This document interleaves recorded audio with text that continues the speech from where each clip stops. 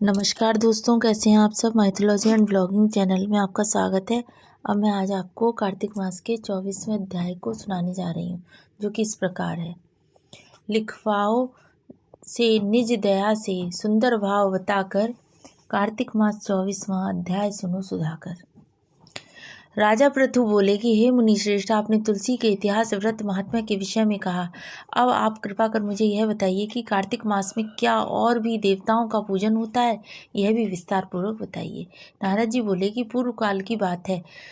शाय पर्वत पर करवी कर में धर्मदत्त नामक विख्यात कोई धर्मज्ञ ब्राह्मण रहते थे। एक दिन कार्तिक मास में भगवान विष्णु के समीप जागरण करने के लिए वे भगवान के मंदिर की ओर चले। उस समय एक पहर रात बाकी थी। भगवान के पूजन की सामग्री साथ लिए जाते हुए ब्राह्मण ने मार्ग में देखा कि एक भयंकर राक्षसी आ रही है। उसका शरीर नंगा और मांस रहित था। उसके बड़े बड़े दांत, लपकती हुई जीभ और लाल नेत्र देखकर ब्राह्मण भय से थर्रा उठे।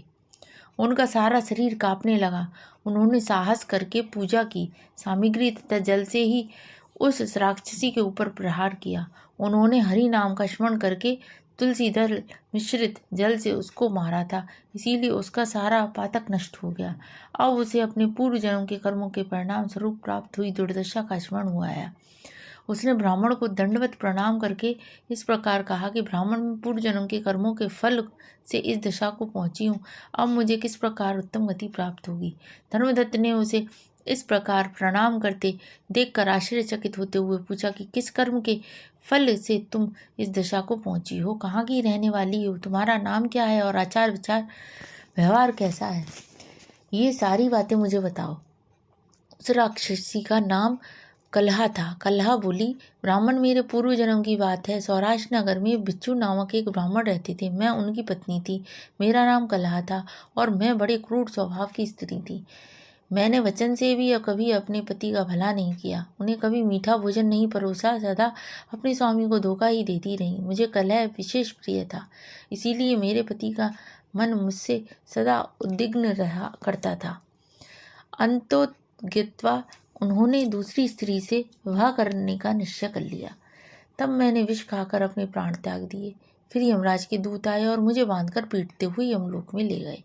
वहाँ यमराज ने मुझे देखकर चित्रगुप्त से पूछा कि चित्रगुप्त, देखो तो सही, इसने कैसा कर्म किया है। जैसा इसका कर्म हो उसके अनुसार यह शुभ या अशुभ प्राप्त करे।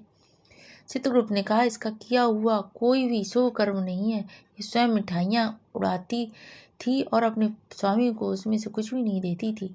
इसने सदा अपने स्वामी से द्वेष किया है, इसीलिए यह चमगादुरी होकर रहे।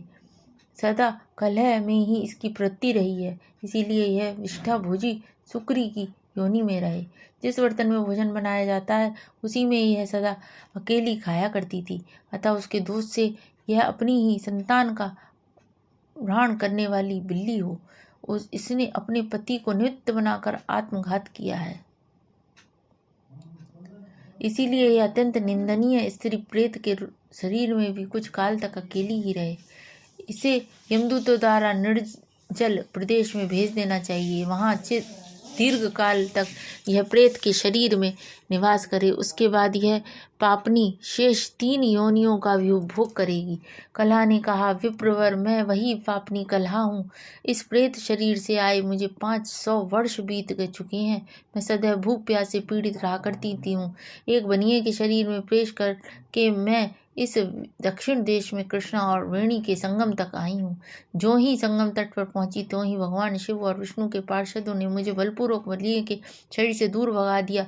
तब से मैं भूख का कष्ट सहन करती हुई इधर उधर घूम रही हूँ। इतने में ही आपके ऊपर मेरी दृष्टि पड़ गई। आपके हाथ में तुलसी मिश्रित जल का संसर्ग पाकर मेरे सब पाप नष्ट हो गए हैं। द्विज श्रेष्ठ, अब आप ही कोई उपाय कीजिए। बताइए, मेरे इस शरीर से और भविष्य में होने वाली भयंकर 3 योनियों से किस प्रकार मुक्ति होगी। कलहा का यह वचन सुनकर धर्मदत्त उसके पिछले कर्मों और वर्तमान अवस्था को देखकर बहुत दुखी हुआ। फिर उसने बहुत सोच विचार करने के बाद कहा, धर्मदत्त जी के कथन की कथा का वर्णन 25वें अध्याय में किया गया है। बोलो प्रेम श्री कृष्ण भगवान की जय। यदि आपको मेरी ये वीडियो अच्छी लगी हो तो प्लीज़ इसे लाइक करें, शेयर करें, सब्सक्राइब करें। जय श्री कृष्ण।